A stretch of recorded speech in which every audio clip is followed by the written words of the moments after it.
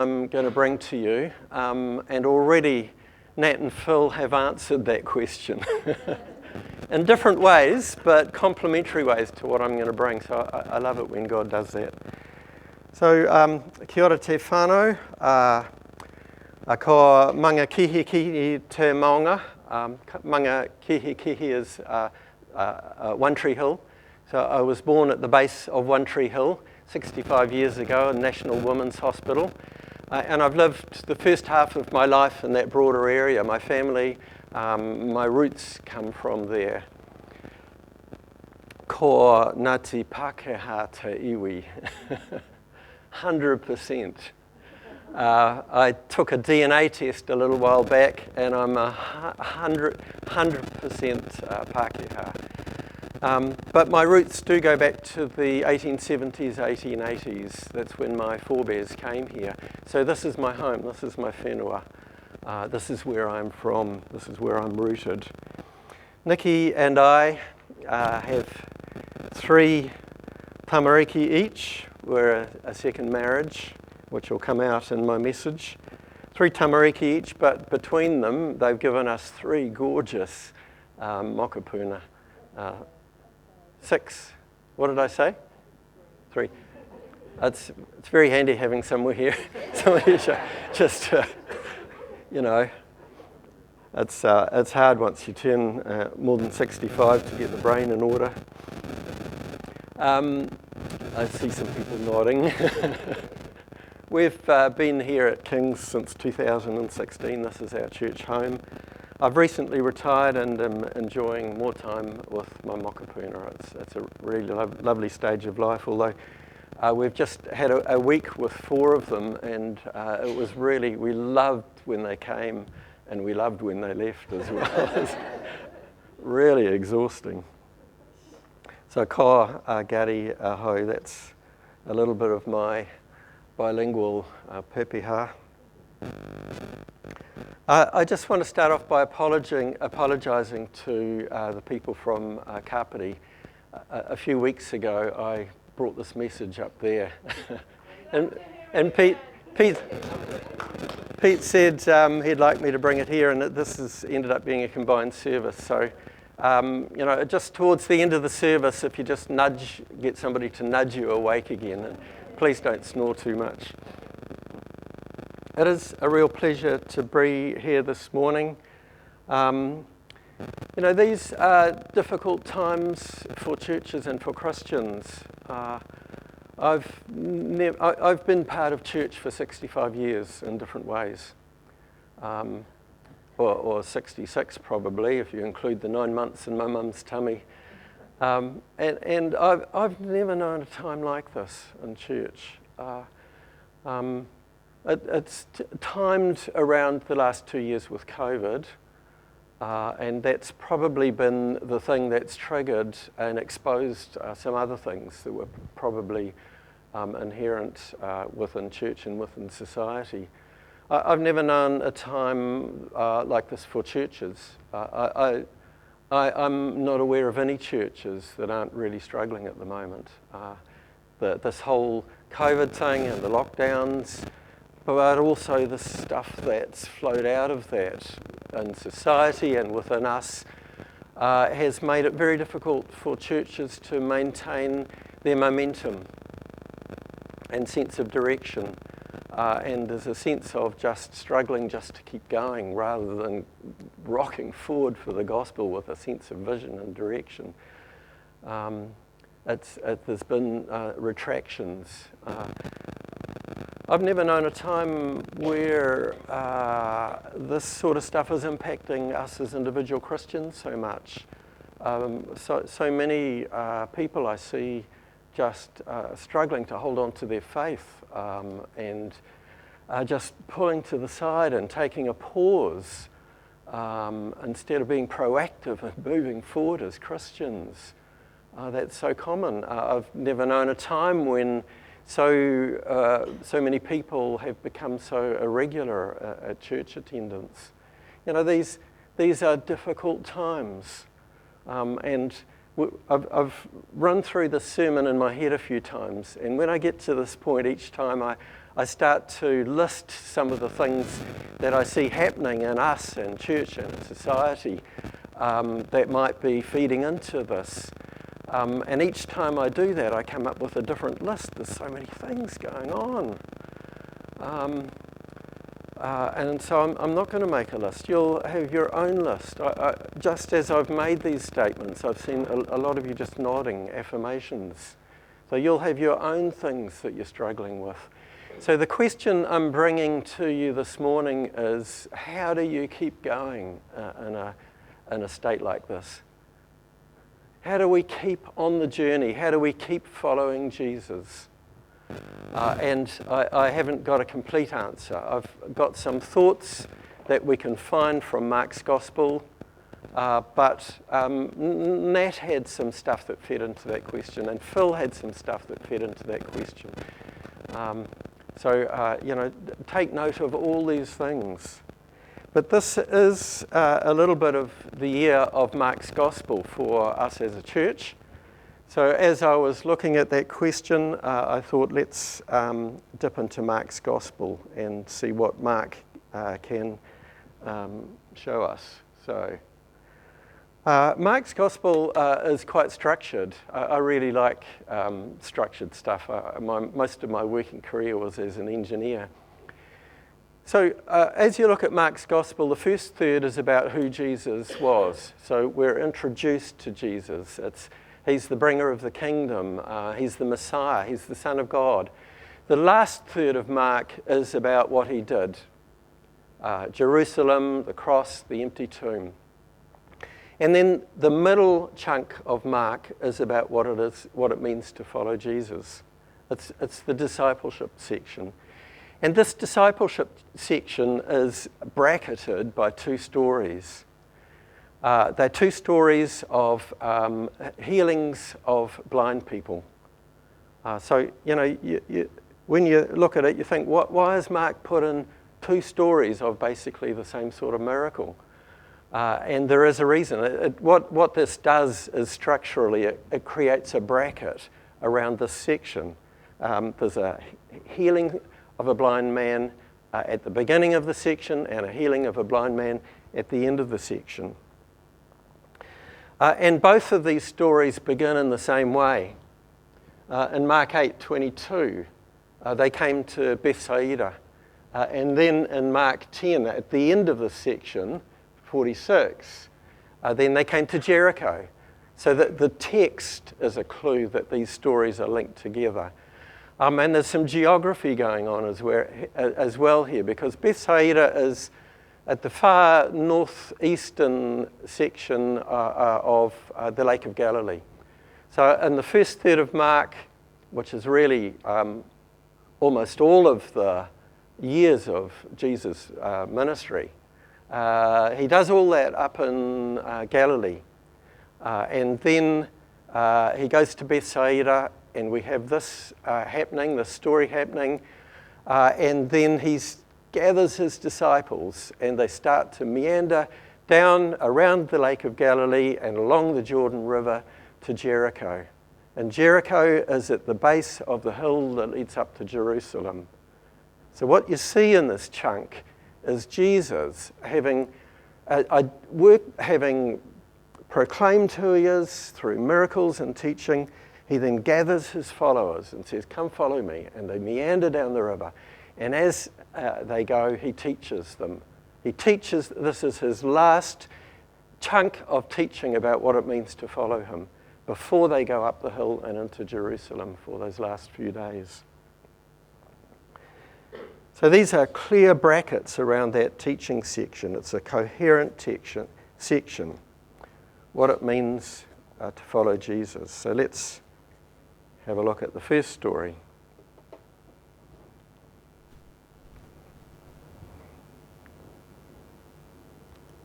I'm an engineer, you got it. Problem solving, if you want it to work, you've got to turn it on. Whoops. Apologies for the small text. So we're going to have a look at the second story first.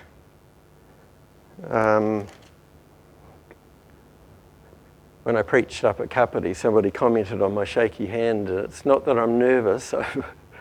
It's just got a condition that I've had all my life. So we're reading Mark 10:46 to 52. Then they came to Jericho. As Jesus and his disciples, together with a large crowd, were leaving the city, a blind man, Bartimaeus, which means son of Timaeus, was sitting at the roadside begging. So they've moved through Jericho and they're just about to hit the road up to Jerusalem, and there's a blind man there begging.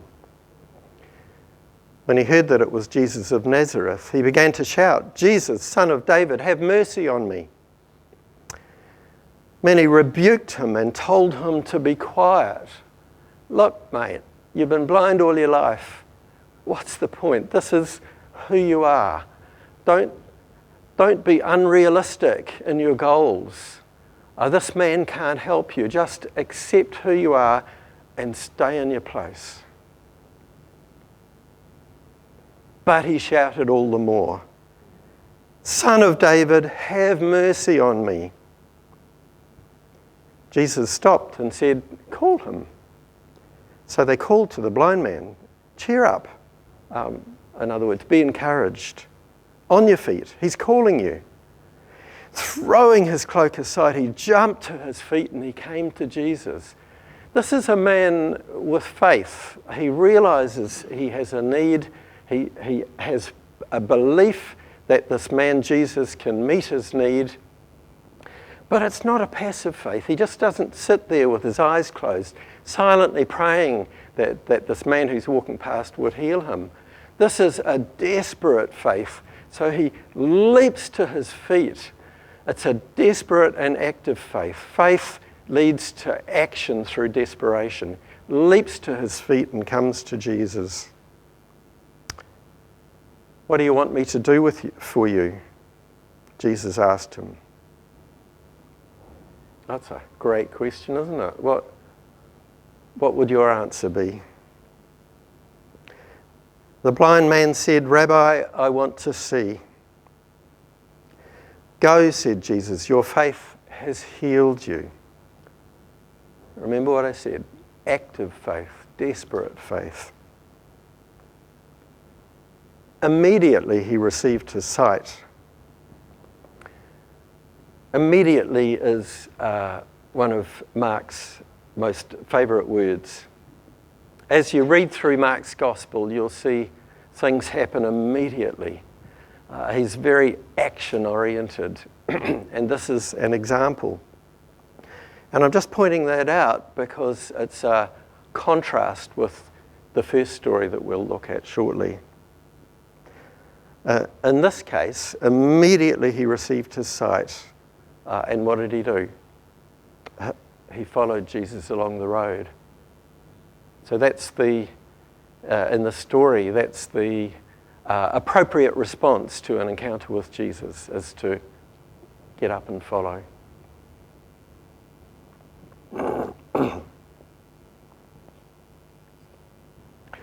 This is a great story.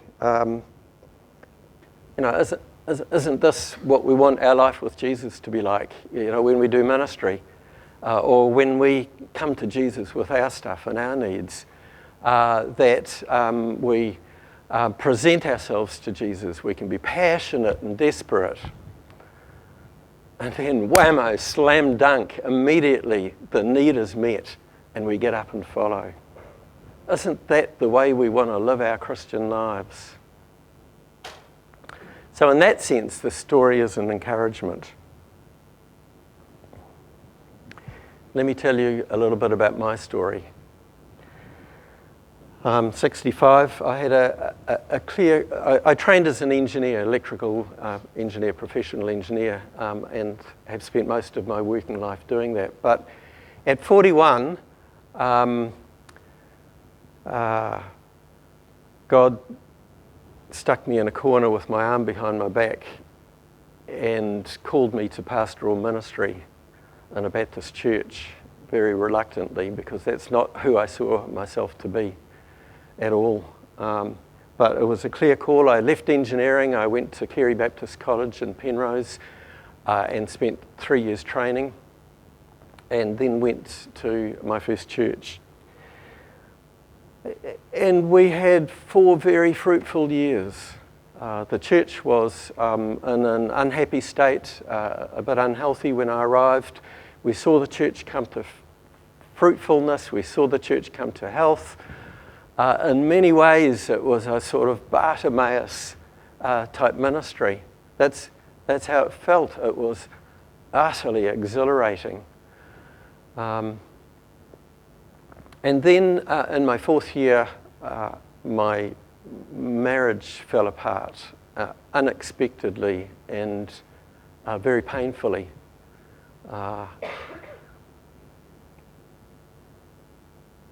What do you do with that if this is your model for ministry and this has been your experience?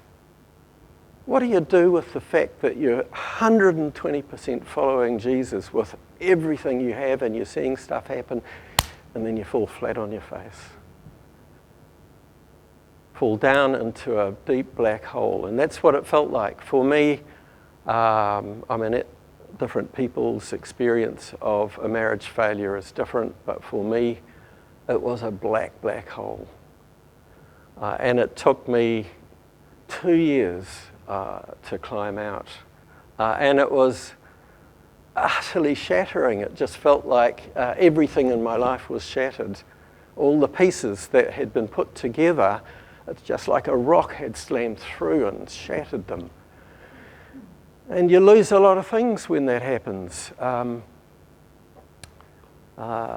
You lose your sense of purpose, but you lose your sense of connection with God. You lose your sense of connection with church. And for me, as part of my process of recovery, I can remember distinct times when I had to consciously say, God, I choose to accept again that I'm your child. And then as a separate step, I had to consciously say, I accept that I'm part of your family. And consciously, Sunday by Sunday, keep going to church, even though it was so difficult. I'd go to church and I would cry through all the songs. I couldn't sing, my eyes were just weeping. But I kept going back Sunday by Sunday. This is a conscious choice that I had made. And slowly I climbed out of the hole. And I went back to engineering. I resigned as a pastor to put my life back together. I went back to engineering, and that was a real God thing too. Slowly recovered, got back in a more healthy state, met this beautiful woman. We fell in love, we married. On our first date, I said to her, you may know that I used to be a pastor, and I just want to let you know that I'm never want to be a pastor again. And she said, that's good, because I never want to be a pastor's wife. And then we got married, and a little while later God called me back into pastoral ministry. And she made a fantastic pastor's wife. We got back into pastoring a church, and it was just wonderful pastoring together with Nikki. And again, the church was a bit unhappy. There's actually a couple of people here this morning from that church. Hiya. The church was in a bit of an unhealthy state, and we had 3 very fruitful years. And again, it felt like Bartimaeus. It felt like Bartimaeus. We saw some wonderful things. We saw God at work in extraordinary ways. And then after 3 years, I got burnout. Again, fell flat on my face. And I just want to say that this burnout that I experienced was not caused by the church. It was my stuff. The church were very gracious to Nikki and me. They were very kind. But flat on my face again, and so I tried to struggle on and had to resign. And again, the question, how do you deal with that if the Spartimaeus story is your model for ministry?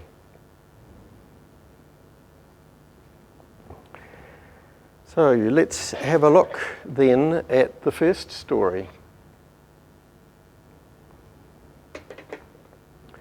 Mark chapter 8, 22 to 26. They came to Bethsaida, and some people brought a blind man to Jesus. Some people. Already this is a different story, isn't it? This man is passive. He's brought to Jesus by some people. This really intrigues me. So this is right at the beginning of Mark's section on discipleship. Mark is the editor. He's chosen which stories to include, and to some extent he's chosen what order to put them in. So right at the beginning of this section on how to follow Jesus, you have somebody who's passive, and some people brought him to Jesus. Following Jesus is about community, isn't it? It's not something we can do on our own. It's not something we can do our own for. Look, this is so important. Some people brought that blind man to Jesus. And without that happening, presumably he would have stayed blind. And they begged Jesus to touch him. Jesus took the blind man by the hand and led him outside the village. Again, this is different. So in the first story, we had the man, Jesus walked past, and you had people pushing him down in his place, but he pushed through that. So you had a man surrounded by low expectations. And I wonder whether a similar sort of dynamic was happening in this village in Bethsaida, where you have people, an environment where the concern was that this man is going to pick up from this environment, a low faith environment. So Jesus takes him away from them, out of that environment. And I think sometimes that has to happen for us too.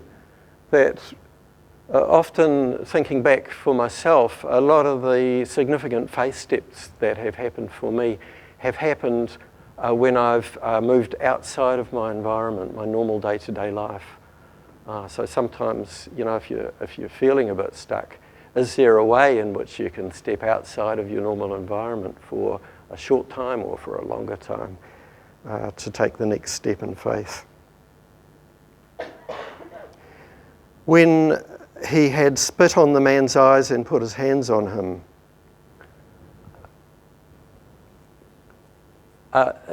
interesting way of doing healing, isn't it? I don't see spitting on somebody's eyes listed in any of the manuals on spiritual healing.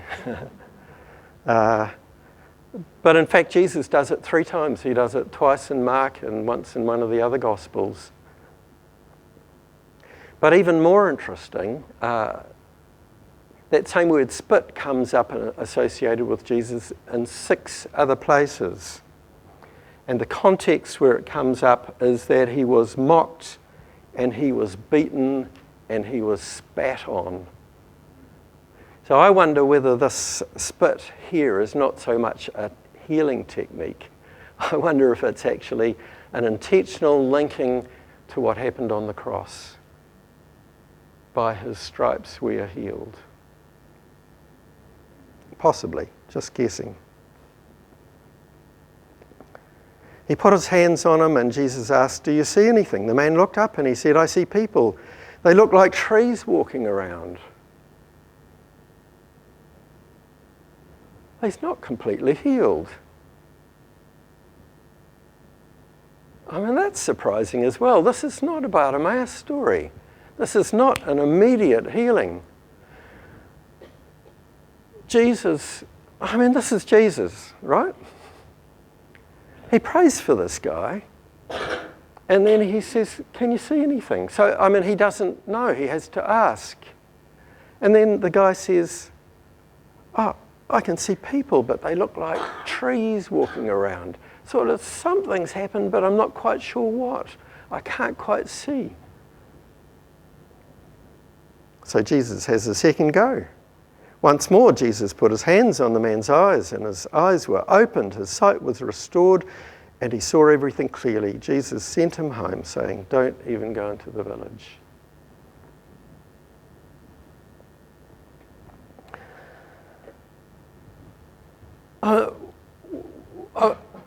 The question I ask is, why has Mark put this story here? You know, maybe it doesn't make Jesus look that good. Right at the beginning. You know, if you want a model for how to do it properly, Jesus goes to do the healing, but it doesn't quite work. And so I wonder whether Mark has put the story here not so much to tell us about Jesus, but to tell us about us and to encourage us to try things and to realise that for Jesus, it doesn't always happen the first time either. And Jesus persevered. And for us, as we try stuff out, it's not always going to happen. It's not always going to go right. There's going to be some frustrations. There's going to be some confusion. And the answer is just to keep going. Don't give up. Keep going. Simple message. Just keep going. Look, for me, this is the story which I find much more helpful in my following Jesus than the Bartimaeus one. This is a story which has community.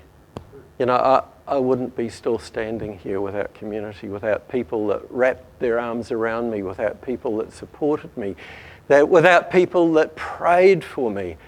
There was one man at my first church after I had resigned because of marriage problems, and I met up with him about 3 years later, and he said he and his wife prayed for me and my ex-wife every day, and we're still doing it. I wouldn't be standing here without community, without people wrapping their arms in love around me. This story's got community, it's got mystery. We don't quite know why it didn't work out. One of the really important things that I've learnt in my life is to say, I don't know and I don't understand, but that's okay. I'm going to keep following. It's got confusion and it's got the reality check that not everything goes right first time. So this is the brackets for this discipleship section in Mark, but it's quite interesting. As you look through this discipleship section, Mark 3 times has repeated the same thing. 3 times, that tells you it's important.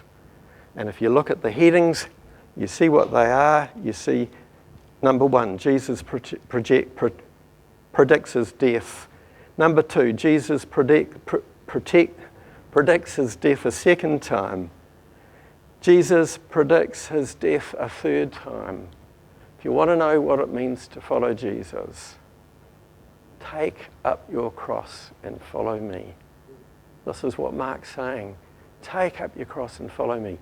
And even for the Bartimaeus story, I wonder whether that's not so much about a fantastic whammo slam dunk immediate healing. It's that right at the end of this disciple section, he got up and he followed Jesus. And the very next verse, it says, and they entered Jerusalem. He has this extraordinary encounter with Jesus, this miraculous healing. He got up and followed. The next verse, he followed Jesus into Jerusalem, into the cross, into the empty tomb. Look, our life with Jesus is tough. It has difficulties. Eugene Peterson wrote a book about discipleship based on the Psalms. And the title of the book is A Long Obedience in the Same Direction. I love that. Discipleship is a long obedience in the same direction. It's so easy to, when life is tough, just say, I'm just going to pause. I'm just going to step aside. I'm just going to wait. I'm just going to wait it out. I'm just going to become passive for a while. But you know, if you step off the road, Jesus keeps walking and you get more and more distant. I'm just going to finish, because I'm aware of the time, by saying that one of the things that kept me going in my darkest times was the image of God on the throne and Christ on the throne with him. And all the saints around the throne with their arms raised, worshipping. And the thing that kept coming to me was, I want to be there. At the end time, I want to be there. So what do I need to do now to make sure that when that end time comes, I will be there?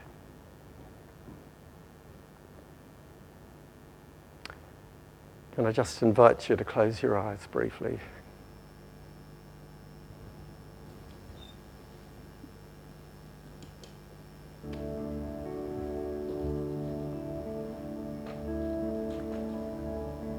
As you think of these two stories, where are you in these stories?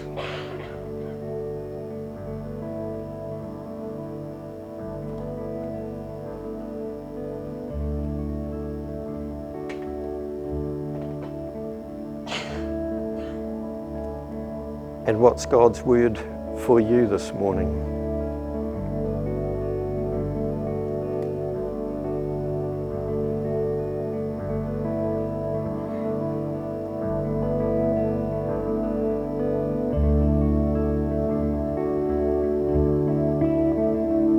After this I looked, and there before me was a great multitude that no one could count, from every nation, tribe, people, and language, standing before the throne and before the Lamb. They were wearing white robes and were holding palm branches in their hands, and they cried out in a loud voice, "Salvation belongs to our God who sits on the throne and to the Lamb."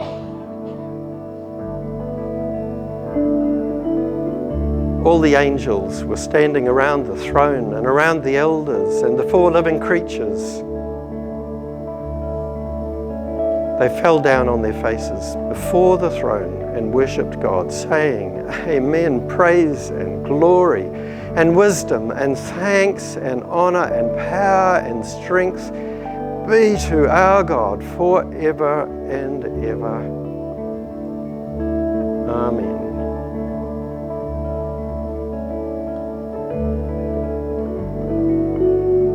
God, we want to be there. Help to keep us on the journey, we pray.